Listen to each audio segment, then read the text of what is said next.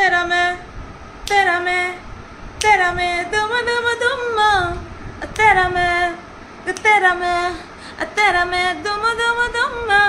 पहले तो नीली अखियां लड़ाई गई, रातों की मेरी नींदें उड़ाई गई, नशे में तेरे मुझको डुबाई गई। ऐसे मुझे घूरे तू काय को के छूटे वादे करके भुलाई गई, न जाने कितनों को रुलाई गई, वो ठुमके से दिल को चुराई गई। आजा तुझे लेके चल जायको ओ सैया सैया वे, ओ सर सर सैया वे, न छोड़ कलैया मोर के भैया, जल्दी से साइडो आया मोरा सैया साइको।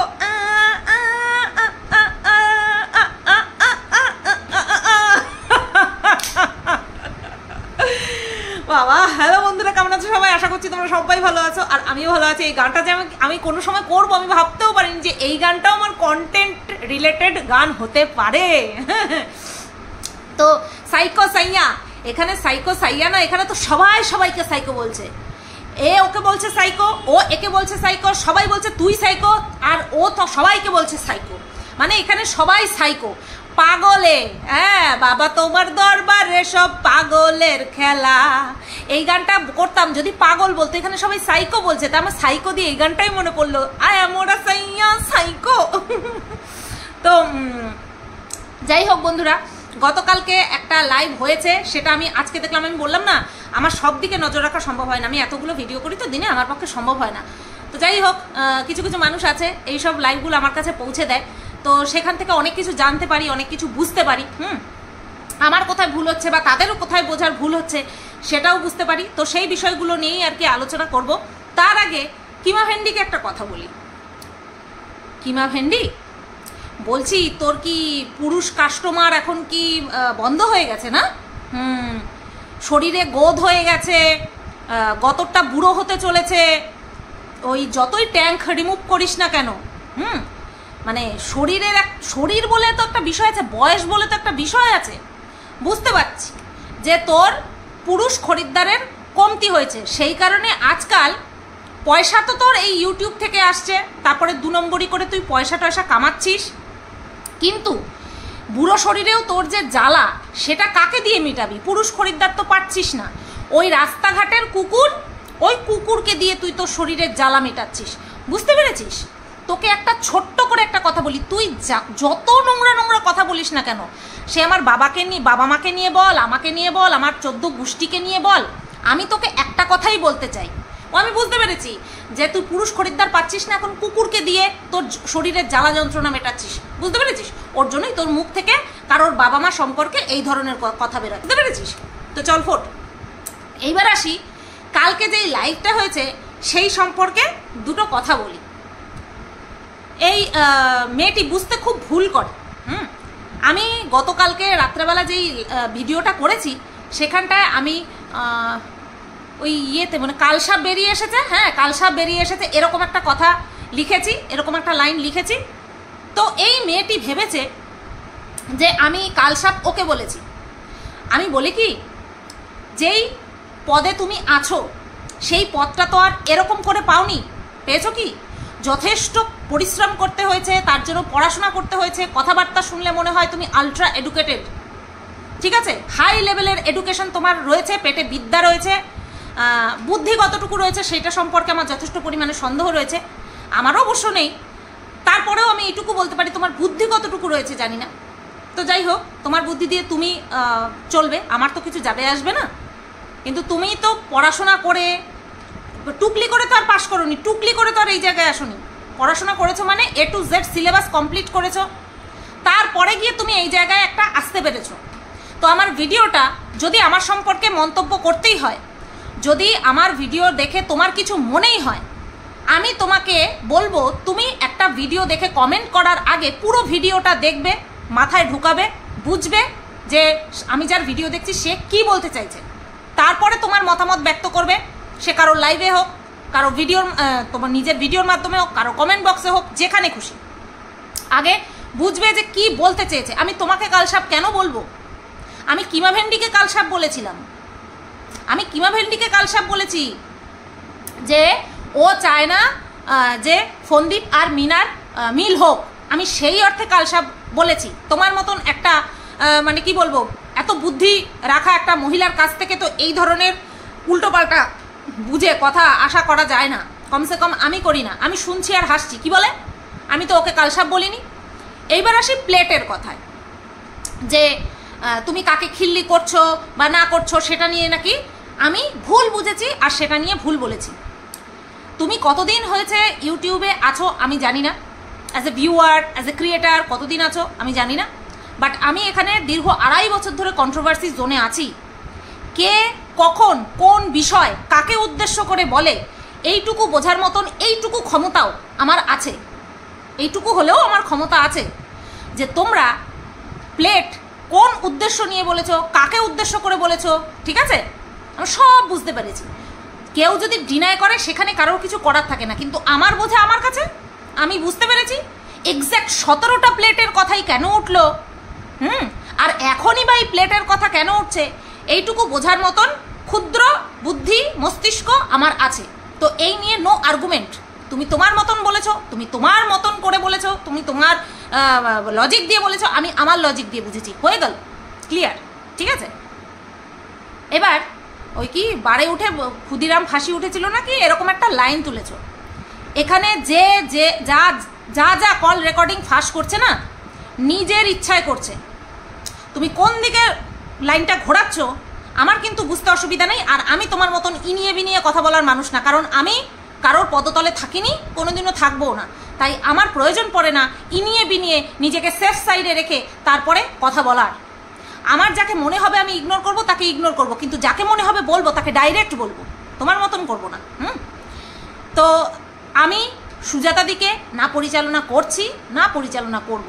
তার মনে হচ্ছে যে এই কল রেকর্ডিংগুলো বা এই কল রেকর্ডিং তো না, এই ভয়েস মেসেজগুলো পাবলিকের কাছে পৌঁছে দেওয়া উচিত, যে ভাঙড়ি কতখানি নোংরা, তো সেই বিষয়গুলো পাবলিকের কাছে পৌঁছে দেওয়া উচিত। তো উনি বুঝেই করছেন, উনি বুঝেই করছেন। আমি কাউকে কোনো কিচ্ছু বলছি না, বারে আমি উঠাই না। আমি মানুষের উপকার করতে না পারি অপকার করি না। একটু নিজের গিরেবানে তাকিয়ে দেখো যে তুমি তোমার স্বার্থ উদ্ধার করার জন্য, তোমার স্বার্থ উদ্ধার করার জন্য কাকে কাকে কিভাবে কিভাবে ব্যবহার করেছো, ঠিক আছে, উত্তর পেয়ে যাবে। এসো কোনোদিনও সামনাসামনি। হয়তো তোমার মতন ফটং ফটং করে ইংলিশ বলতে পারবো না, কিন্তু যা বলবো তা যথেষ্ট। এই গেল ওই লাইভে বলা কিছু কথা। আরও একটা ছিল, সেটা হচ্ছে কি যেন ছিল, ও রেকর্ডিং নিয়ে। ইংলিশে তুমি বললে যে আমার কাছে এমন রেকর্ডিং আছে না, আছে আছে অনেক কিছু আছে আমার কাছে, এমন রেকর্ডিং আছে। আবার কি বললে, রেকর্ডিং আমি শোনানোর পক্ষপাতী নই, ওই ধরনের মানসিকতা আমার নেই। কিন্তু তারপরে ভিডিওটা করেছে তোমার চ্যানেল থেকে না আগে করেছো জানি না, বাট সেখানে দেখলাম একটা কল বা ভয়েস মেসেজ তুমি রিভিল করেছো, ঠিক আছে। তারপরে বলছো আমি এখন কোনো টিমে নেই। তুমি এখন কোনো টিমে নেই, বেশ ভালো কথা। তোমার যখন মনে হয়েছিল তুমি টিমে ছিলে, বেশ ভালো কথা। টিমে থাকাকালীন তোমার কি অ্যাটিটিউড ছিল, টিমে থাকাকালীন তোমার কি যেন বলে ওটা, ধ্যান ধারণা কি ছিল, আর এখন তোমার ধ্যান ধারণা কি, দেখলে কষ্ট হয়, করুণা হয় যে এত শিক্ষিত একটা গেজেটেড অফিসার, তার কিনা ধ্যান ধারণা এই, তার ধ্যান ধারণা এই, এটা দেখলে আমার কষ্ট হয়। যাই হোক, ওটা তোমার লাইভের কথা গেল। এইবার আসি তোমার ভিডিওতে তুমি একটা মেসেজ, ভয়েস মেসেজ রিভিল করেছো। ভয়েস মেসেজ যেটা রিভিল করেছো সেখানে বলা হয়েছে যে তুমি হলে সাইকো। এই সাইকো কথাটা তোমাকে একজন না বহু মানুষ বলছে, বহু মানুষ বলছে। এছাড়া তুমি বলেই দিয়েছো যে আমাকে ডিফেম করুক কেউ, সেটা আমি দেখতে যাব না। বেশ ভালো কথা, বুদ্ধিমত্তার পরিচয়। যে সোশ্যাল মিডিয়াতে এসে যদি ঘরে বসে কেউ বলছে কাউকে এই dash dash dash dash dash, তাতে করে আমার মানহানি হয়ে গেল, এটা মোটেও না। সেখানে তুমি এই কথাটা বলে বুদ্ধিমত্তার পরিচয় দিয়েছো। এইবার তুমি বুদ্ধিমত্তার পরিচয় দিয়েছো নাকি তুমি এদের ফেস টু ফেস লড়বে না, এটা হচ্ছে প্রশ্নবোধক চিহ্ন। এটা আমার অনুমান যে তুমি চাও না তাদের লড়তে, তাদের সাথে লড়তে চাও না, কারণ তুমিও জানো তোমার সিক্রেট তাদের কাছে আছে। তুমি যদি বলো তারাও বলবে, ঠিক আছে? আর তুমি যে নিতে পারো না সেটা সবাই জানে, সবাই জানে যে তুমি নিতে পারো না। তো এটাই হচ্ছে বিষয়, তুমি কেয়ার করো না, না তোমার জাস্ট সাহস নেই। না এটা আবার ভেবো না যে তোমাকে আমি বাড়ে উঠাচ্ছি, না না না না, তোমার সাহস নেই, এটা একদম 100% খাঁটি কথা। এদের বিরুদ্ধে গিয়ে তুমি সৎ পথে চলবে, সত্যি কথা বলবে, সেই রকম গাটস তোমার মধ্যে নেই। তোমার মধ্যে অঢেল বিদ্যা থাকতে পারে, বাট গাটস নেই। যাদের সঙ্গ দিতে গিয়ে তুমি তোমার বিদ্যার অপব্যবহার করেছো, বিদ্যার যে অপব্যবহার করেছো, শিক্ষার অপব্যবহার করেছো, তোমার যে একটা অধা রয়েছে, অধা মানে নিশ্চয়ই বোঝো, সেই অধা অপব্যবহার করেছো, বুঝতে পারবে একদিন। অলরেডি বোঝা শুরু হয়ে গেছে, আমরা বুঝতে পারছি। যাদেরকে তোমার এই একটা পদ যে তোমার রয়েছে সেটার অপব্যবহার করে তাদেরকে সাপোর্ট করে গেছো, দিনের পর দিন অন্যায় মুখ বুঝে সহ্য করে গেছো, আজকে তারা তোমাকে বলছে সাইকো। এর থেকে বড় রিটার্ন গিফট আর কি হতে পারে? যাদেরকে সঙ্গ দিয়েছো তারা খিস্তিখোর, তারা লাতখোর, তারা নোংরা, তারা অসৎ, তারা ক্রিমিনাল মাইন্ডেড, তাদেরকে সঙ্গ দিয়েছো। তো এটা তো তোমার বেস্ট রিটার্ন গিফট, যে তোমাকে সাইকো আখ্যা দিচ্ছে। এইবার একটা ভয়েস রেকর্ড রিভিল করেছো তুমি, সেটা কার? I don't care, I don't care, আমি জানতেও চাই না। তো সেখানে তোমাকে সাইকো বলা হচ্ছে, অনুমান না, সন্দেহ না, কোনো কিছু না, ডাইরেক্ট তোমাকে আখ্যা দেওয়া হচ্ছে যে তুমি হলে সাইকো। তুমি তোমার পুরনো কোনো কিছু স্মৃতি ভুলতে পারোনি। তো সেই স্মৃতিগুলো তোমার মুখ থেকে যে শুনলাম, সত্যিই বেদনাদায়ক, বেদনাদায়ক। ওই প্যান্ডামিক টাইমে কত মানুষ যে তাদের কাছের আত্মীয় স্বজন হারিয়েছেন এবং তাদের শেষ দেখাটুকু পর্যন্ত দেখতে পায়নি। বডি দাহ করা তো বহু দূর কি বাত, শেষ দেখাটা পর্যন্ত দেখতে পায়নি, ছুতে পর্যন্ত পারেনি। যারা ওই টাইমে কাছের মানুষ হারিয়েছে তাদের দুঃখ কেউ ভাগ করে নিতে পারবে না। কারণ আমাদের যখন স্বজন হারা হই তখন আমরা তাকে ছুতে পারি, তাকে দেখে তাকে ছুঁয়ে শেষ চোখের জলটুকু নিবেদন করতে পারি তার উদ্দেশ্যে। কিন্তু ওই সময়টাতে যারা তাদের আত্মীয় স্বজনকে হারিয়েছে, বন্ধু বান্ধবকে হারিয়েছে, তাদের জন্য তাদের চোখের জলটুকু ছুঁয়ে নিবেদন করতে পারেনি। তো শুনে খারাপ লাগলো যে তোমার বাবা ওই টাইমটায় 3 দিনের মধ্যে মারা গেছেন। তারপর তোমার বাচ্চা যে ধর্ষণের ফলে এসছে সেই রকম অ্যালিগেশন তোমার উপরে লাগানো হয়েছে। তো ওই সিচুয়েশনটা যে তুমি ভুলতে পারোনি, সেটা নিয়ে কটাক্ষ করে কেউ তোমাকে সাইকো বলেছে আর তুমি এত আরামসে ছেড়ে দিলে। এই বিষয়টা যদি অন্য কেউ করতো, ফটাফট তুমি এফআইআর করতে, ফটাফট 1 সেকেন্ড দেরি করতে না, তুমি তার বিরুদ্ধে এফআইআর করতে।